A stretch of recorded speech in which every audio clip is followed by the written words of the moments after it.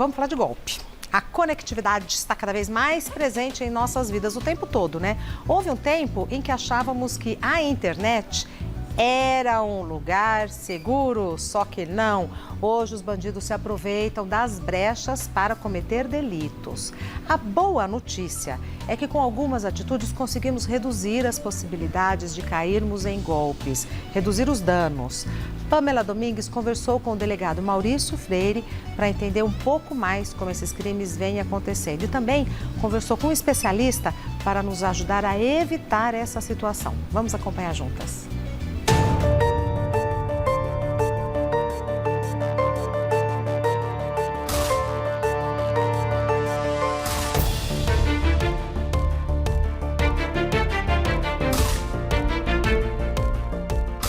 O número de roubos de celular em São Paulo voltou ao patamar visto antes da pandemia em 2020. E hoje os ladrões buscam mais do que só o nosso aparelho. Eles querem os nossos dados.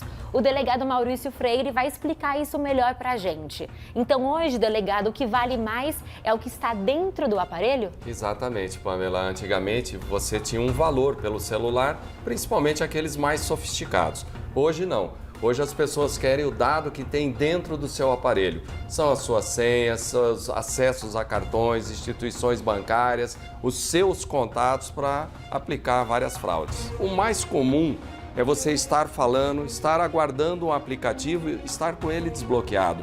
É nesse momento que a pessoa procura abordar rapidamente. Aí coloca no modo avião ou retira aquele chip e ele já está desbloqueado.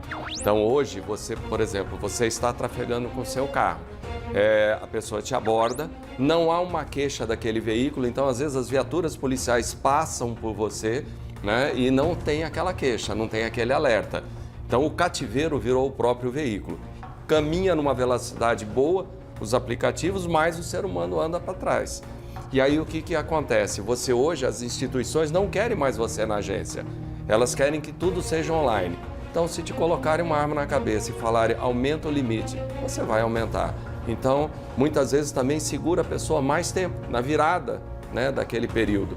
A TV Gazeta fica na Avenida Paulista, uma avenida extremamente movimentada, e por aqui nós temos visto crianças menores de idade efetuando esses roubos. Por que isso tem acontecido? Então, pela facilidade que a criança tem de retornar, né? Então você prende aquela criança ou detém aquela criança, conduz ela para uma instituição e depois ela sai imediatamente. Então as quadrilhas têm sempre o maior, mas ele emprega essas crianças para que facilitem. Então normalmente o produto, né, aquela abordagem é feito pela criança, pelo aquele grupo de garotos. E depois passa rapidamente para uma outra pessoa que vai dar o destino lá que eles querem de aplicar as fraudes, enfim. E o que eu devo fazer caso eu seja roubado ou furtado? Como eu posso me proteger os meus dados? A primeira coisa que a gente sempre recomenda, né? Se você tiver oportunidade, não coloque todas as suas senhas, não tenha todos os acessos a esse celular que anda com você. Você vai falar, poxa, mas eu tenho que ter 2 celulares? De repente, deixa para fazer isso em casa. Se não há opção, eu tenho que fazer isso e aconteceu um caso desses, imediatamente, primeiro, instituições bancárias, faça o comunicado, bloqueie o teu celular, apague os teus dados celulares remotamente. Você precisa habilitar isso no teu celular. Faça o boletim de ocorrência online. Você hoje não precisa mais ir a uma unidade policial. Enfim, tome essas providências o mais rápido possível para que as instituições possam cobrir e bloquearem aquelas transferências.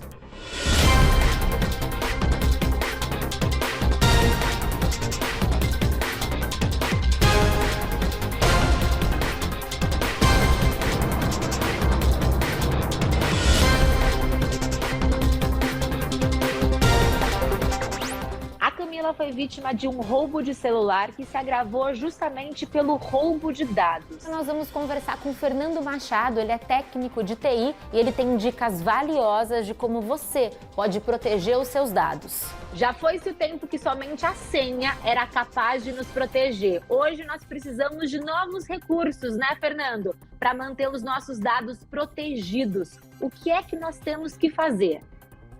Olha, Pamela, você sabe que essa é uma pergunta que nos fazem muito, porque o pessoal acredita muitas vezes que só a senha, só ter uma senha forte de celular para entrar no celular, ou o padrão que acontece em alguns telefones Androids, já é o suficiente. Tá?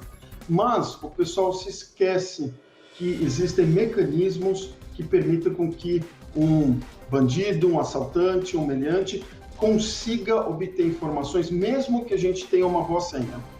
Um desses mecanismos, né, basicamente é bem simples, e basta você tirar o chip de um celular, colocar em outro e você passa a ter, nesse novo aparelho, a sua linha, você pode receber SMS, você pode inclusive até mesmo ativar o WhatsApp. Eu estava num carro de aplicativo, voltando para casa, com o vidro no banco de trás mais ou menos pela metade.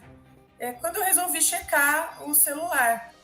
E em menos de um segundo que eu acho que a luz do celular acendeu, já tinha uma mão entrando pelo vidro e levou meu celular. A hora que eu olhei para trás, a pessoa já estava correndo, já estava bem longe. Quando eu cheguei em casa, eu fui, enfim, bloquear algumas coisas do celular que eu pensei que eles pudessem ter acesso e percebi que eles tinham levado mais de R$3.000 da minha conta. Se é tão fácil assim driblar a senha, né, e acessar o celular de uma pessoa, o que eu tenho que fazer para dificultar esse acesso? Legal, essa é uma ótima pergunta. O primeiro passo que a gente mais indica é colocar o que a gente chama de PIN do SIM. Né? O SIM basicamente é o chip, né? SIM é um nome técnico, tá, para o chip. Então o ideal hoje em dia é que mediante esses golpes, ainda mais com a facilidade de transferência de valores pelo Pix, né? Que já tem aí mais de um ano e meio, né, de operação, o ideal é que as pessoas coloquem uma senha no próprio chip delas, que só elas vão saber, obviamente, tá? De tal forma que quando esse chip for retirado do aparelho e colocado em qualquer outro, o novo aparelho vai pedir a senha.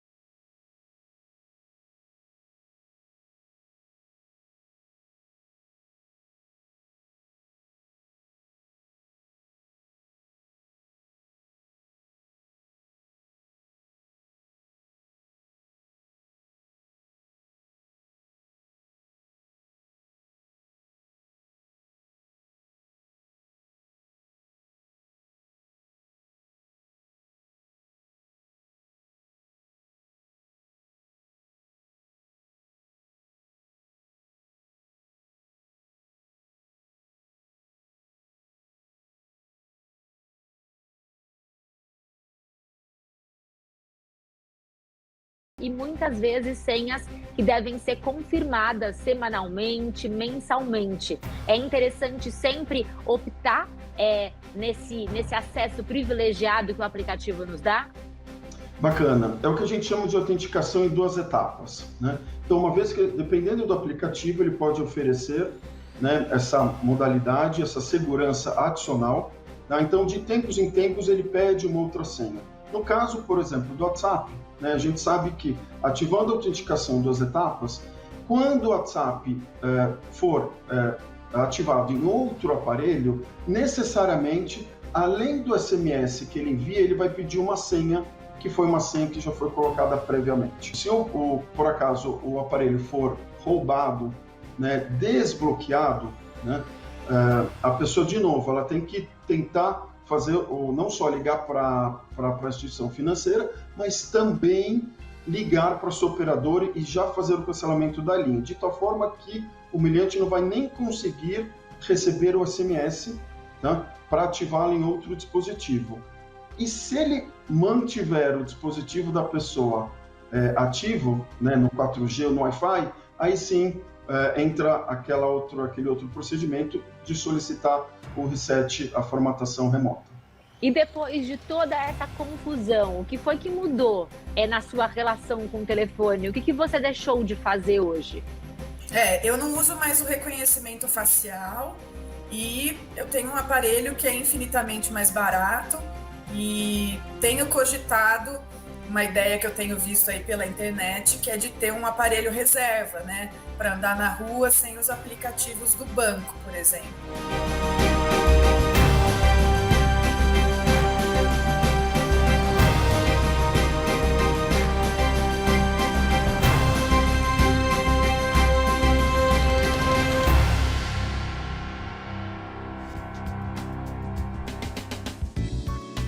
E a cada semana surgem novos golpes. É sobre isso que eu estava conversando com o Dr. Francisco Gomes Júnior, que é advogado especialista em direito digital. A gente até falou, isso não está bem na pauta, mas ele falou, Regina, cada semana é um golpe novo. Eu falei, então vamos começar falando sobre isso. Vamos lá. Muito obrigada por ter vindo. Eu fico assustada com essas coisas todas, doutor Francisco. Eu também, que mexo com isso, estou assustado sempre, tá? Os novos golpes, são 2 golpes que essa semana estão ganhando muita força. Gente, então, essa semana, segunda-feira, já tem golpe novo. Já tem golpe. Eu estou, na realidade, falando do que aconteceu de segunda a sexta da semana passada, que a gente vai acompanhando. Tá. Mas é muito comum e provavelmente quem está nos assistindo já recebeu uma mensagem dizendo: eu tenho um emprego para você trabalhar na sua casa a meio período e ganhar X. Eu recebi. Isso, em 99% dos casos, é um golpe. E como que funciona o golpe? Se você retornar ou responder a mensagem, ela vai dizer, olha, o seu emprego está aqui garantido, você começa a semana que vem, só que você tem que adiantar uma taxa para que a gente possa fazer o seu cadastro e na cobrança dessa taxa, que tem sido de R$250, quer dizer, a pessoa caiu no golpe, não tem emprego nenhum. Mas neste caso específico, além da frustração, então ela perde os R$250. Perde os R$250 porque ela vai fazer o depósito, quando ela for procurar, é a conta de um laranja, já sumiu. Né?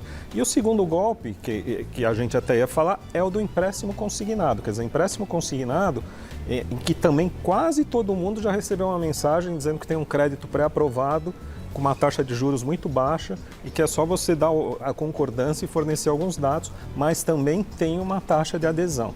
Quer dizer, você vai novamente pagar a taxa e não vai receber o empréstimo.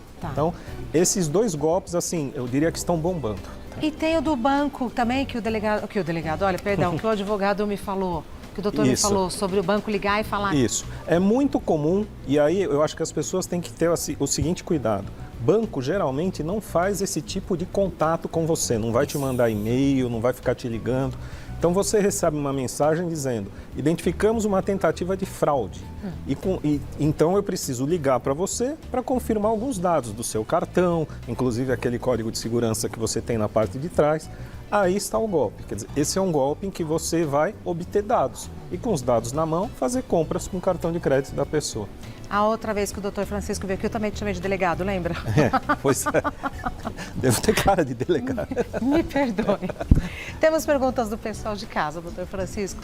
A primeira é da Jussara. Em caso de roubo de bolsas, documentos e celular, quais as providências a tomar? Eu acho interessante a gente frisar o seguinte.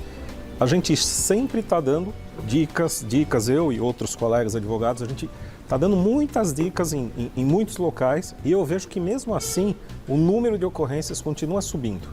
Então eu acho que as pessoas precisam talvez se fixar em 2 ou 3 dicas, mas que elas fixem bem, de uma forma simples, que são dicas que com isso ela vai evitar.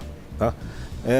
Mas primeiro eu vou responder a pergunta, falando do roubo de celulares. Em qualquer roubo que você sofra, você tem que fazer o boletim de ocorrência. Quer dizer, essa é a prova que você tem para apresentar alguém de que você naquela data, se usarem o seu nome, seu celular tinha sido furtado ou roubado. Além disso, você tem que ir à operadora, a sua operadora, e se você tiver o número do e-mail, atenção, se você tem um celular em casa, já procure no seu celular, geralmente está lá em propriedades, enfim, o número do e-mail. O e-mail é como se fosse o chassi do celular. Com esse número, você bloqueia ele por inteiro, ele e os aplicativos. Então, como geralmente as pessoas não têm o e-mail, o que acontece? Elas não conseguem bloquear o celular. O e-mail é o número de chassi que a Anatel dá e ela bloqueia aquilo. Então, faça o BO, mas tenha o e-mail. Se você está na sua casa, pegue agora um papelzinho, procure o e-mail e já deixe anotado num papel. Roubar o seu celular, primeira coisa, você vai ligar na operadora e vai falar, o e-mail do meu celular é tal, e eles bloqueiam imediatamente. Então, o doutor Francisco falou papelzinho, voltamos para a época do papelzinho. Porque não adianta tirar foto, uma amiga minha tirou foto E e guardou a foto no celular, amiga. Aí levam o celular, levam tudo. Então, você tem que anotar isso, ou no seu computador, um computador que não sai de casa, ou no papelzinho. Isso. Senão não resolve nada, né, delegado? Delegado? Doutor. Me Acho perdoe. que eu vou prestar concurso. Hein? Segunda vez hoje. Continuando. Da Júlia. Fui assaltada, levaram meu celular, conseguiram desbloqueá-lo e entrar no aplicativo do meu banco. Posso responsabilizar a empresa fabricante do aparelho? Então, ela vai poder responsabilizar o fabricante só em uma hipótese.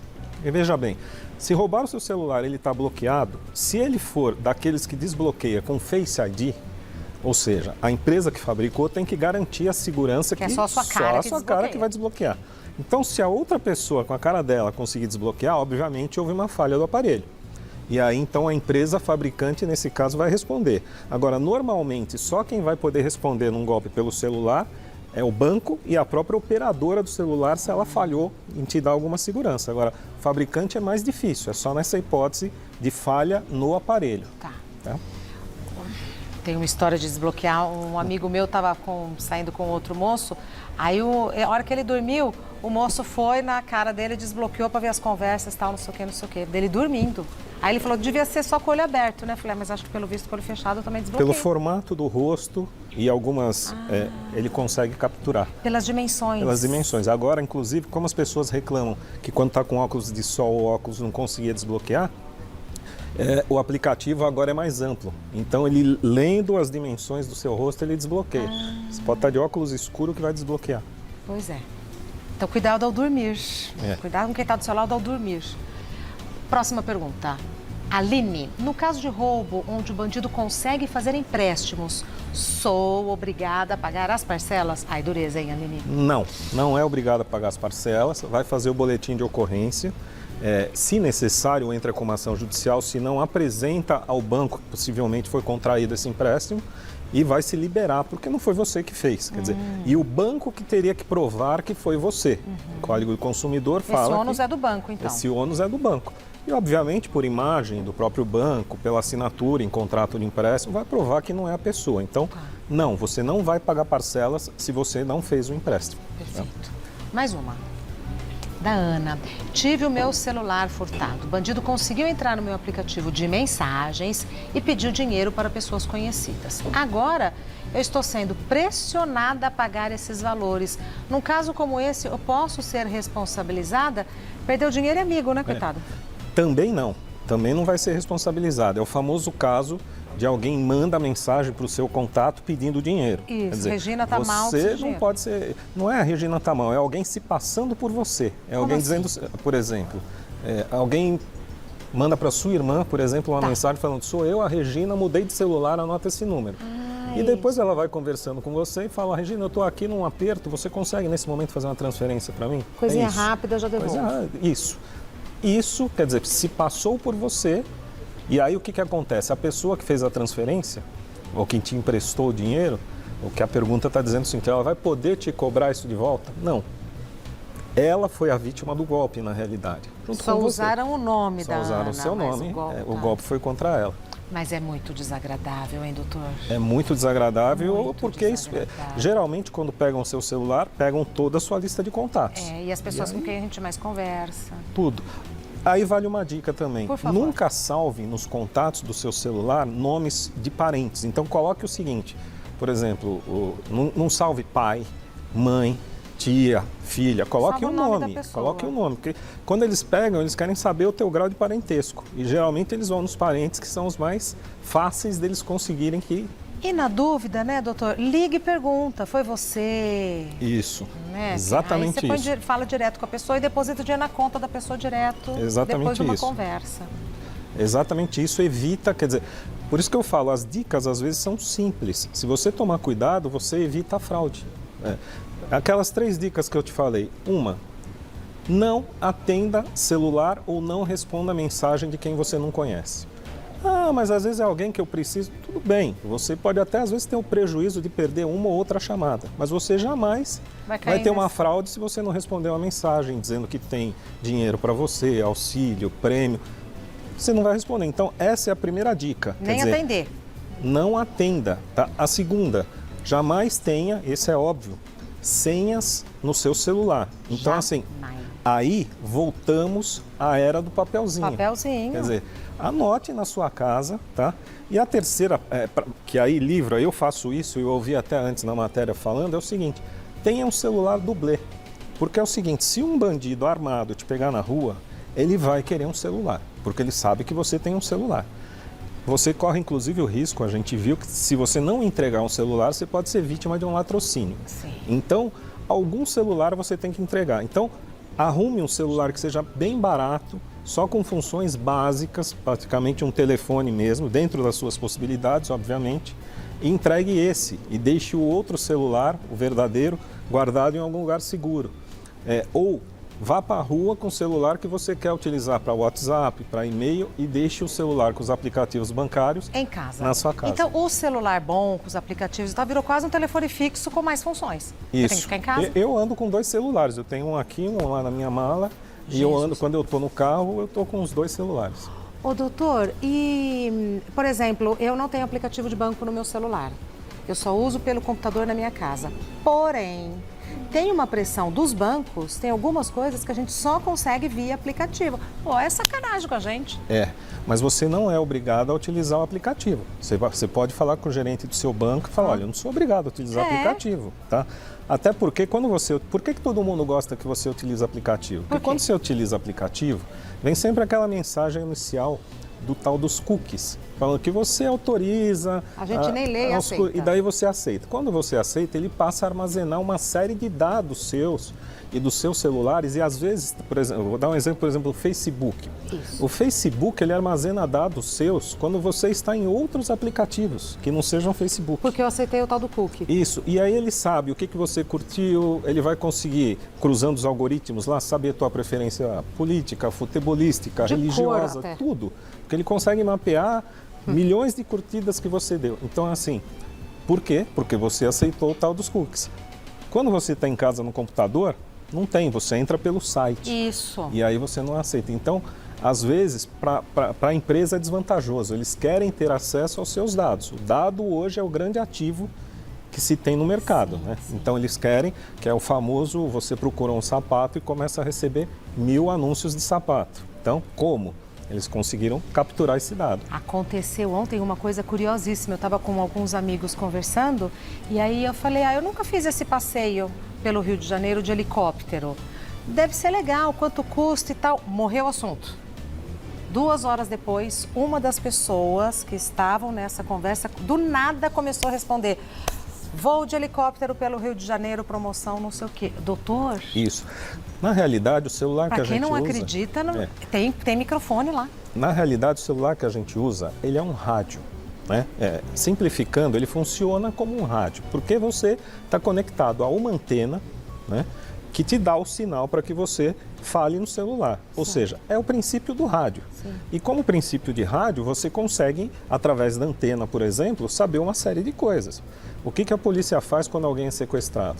Pede para a companhia operadora a localização do celular, que você obtém através da torre, mesmo se o celular estiver desligado. Isso é que é assustador. Mesmo se o celular... Mesmo com o celular desligado, o rádio está funcionando. Isso, funciona. E é um rádio que ele só me escuta, eu não escuto ele. E muitos crimes, inclusive, são resolvidos assim, né? Que você consegue localizar onde a pessoa fala, não estava em tal local. E você consegue provar pelo celular que ela estava. Então, quer dizer, é uma informação que pode ser usada para o bem e para o mal.